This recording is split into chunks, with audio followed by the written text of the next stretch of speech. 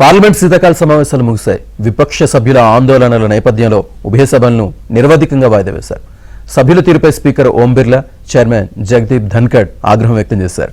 మరోవైపు జమిలి బిల్లును జేపీసీకి పంపిస్తూ నిర్ణయం తీసుకున్నారు.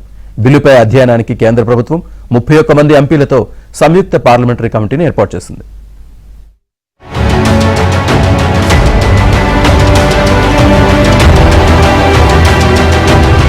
పార్లమెంటు ఉభయ సభలు నిరవధికంగా వాయిదా పడ్డాయి. నవంబర్ 25న ప్రారంభమైన పార్లమెంటు శీతాకాల సమావేశాలు, అదానీ అంశం, అంబేద్కర్ పై అమిత్ షా వ్యాఖ్యలు తదితర అంశాలతో పార్లమెంటు ఉభయ సభలు శీతాకాల సమావేశాల్లో అట్టుడికిపోయాయి.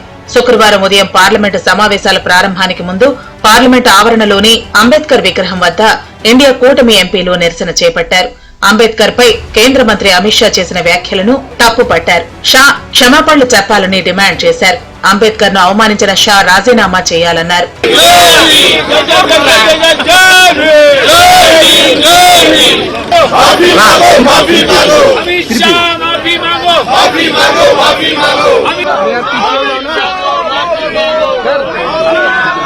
పార్లమెంటు శీతాకాల సమావేశాలకు చివరి రోజైన శుక్రవారం కూడా ఉభయ సభల్లో గందరగోళ పరిస్థితులు ఏర్పడ్డాయి. లోక్సభ ప్రారంభం కాగానే విపక్ష సభ్యుల నిరసనలు వ్యక్తం చేశారు. అంబేద్కర్ పై అమిత్ షా వ్యాఖ్యలకు నిరసనగా ఇండియా కూటమి నేతలు నిరసన చేపట్టారు. విపక్ష నేతల నిరసనకు పోటాపోటీగా ఎన్డీఏ ఎంపీలు సైతం ప్లకార్డులతో ఆందోళనకు దిగారు. ఈ గందరగోళం మధ్యనే జమిలీ ఎన్నికల ముసాయిదాను జేపీసీకి పంపాలన్న తీర్మానాన్ని ప్రవేశపెట్టాలని కేంద్ర న్యాయశాఖ మంత్రి అర్జున్ రామ్ మేఘ్వాల్ ను స్పీకర్ ఓం బిర్లా కోరారు. ఆ సమయంలో విపక్ష సభ్యులు జై భీమ్ అని నినాదాలు చేశారు. అయినప్పటికీ జమిలీ ఎన్నికల బిల్లును జాయింట్ పార్లమెంటరీ కమిటీకి పంపిస్తూ స్పీకర్ నిర్ణయం తీసుకున్నారు.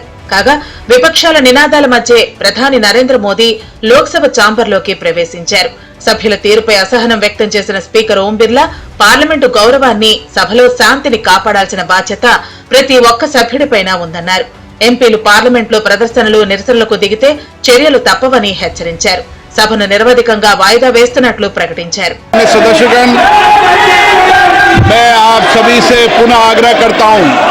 कि संसद की गरिमा मर्यादा बनाए सबकी सामूहिक जिम्मेदारी है।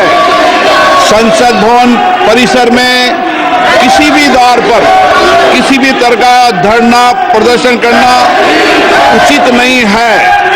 आप सभी को इस विषय पर नियमों की अनुपालना करना सुनिश्चित करना पड़ेगा। मैं पुनः आग्रह करता हूं, इसको गंभीरता से लें और किसी भी स्थिति के अंदर द्वार पर और परिसर पर प्रदर्शन न करे, नहीं तो संसद को उचित कार्रवाई करनी पड़ेगी। सभा की कार्रवाई अनिश्चित काल के लिए स्थगित की जाती है। విపక్షాల నిరసనల మధ్య శుక్రవారం రాజ్యసభ సమావేశాన్ని మధ్యాహ్నం 12 గంటలకు చైర్మన్ జగదీప్ ధన్ఖడ్ వాయిదా వేశారు. సభలో ప్రతిష్టంభనను ముగించే ప్రయత్నంలో భాగంగా సభా నాయకుడు జేపీ నడ్డా, రాజ్యసభలో విపక్ష నేత మల్లికార్జున ఖర్గే సహా ప్రతిపక్ష పార్టీల నాయకులతో ధన్ఖడ్ భేటీ అయ్యారు. సభను సజావుగా సాగేలా చూడాలని వారిని కోరారు. అయితే రాజ్యసభ మధ్యాహ్నం 12 గంటలకు మళ్లీ ప్రారంభమైన తర్వాత జమిలీ ఎన్నికలకు సంబంధించిన బిల్లును జేపీసీకి పంపేందుకు తీర్మానాన్ని ప్రవేశపెట్టాలని న్యాయశాఖ మంత్రి అర్జున్ రామ్ మేఘ్వాల్ ను జగదీప్ ధన్ఖడ్ కోరారు. ఈ తీర్మానం వాయిస్ ఓటుతో ఆమోదం పొందింది. కాగా పార్లమెంటు శీతాకాల సమావేశాల్లో రాజ్యసభ పనిచేసింది కేవలం 43 గంటల 27 నిమిషాలేనని చైర్మన్ ధన్ఖడ్ అన్నారు. పార్లమెంటేరియన్లుగా దేశ ప్రజల నుంచి తీవ్రమైన విమర్శలను ఎదుర్కొంటున్నామన్నారు.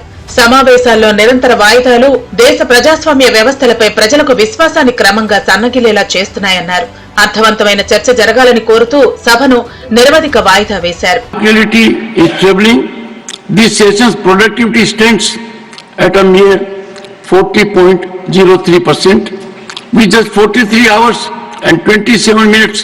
of effective functioning.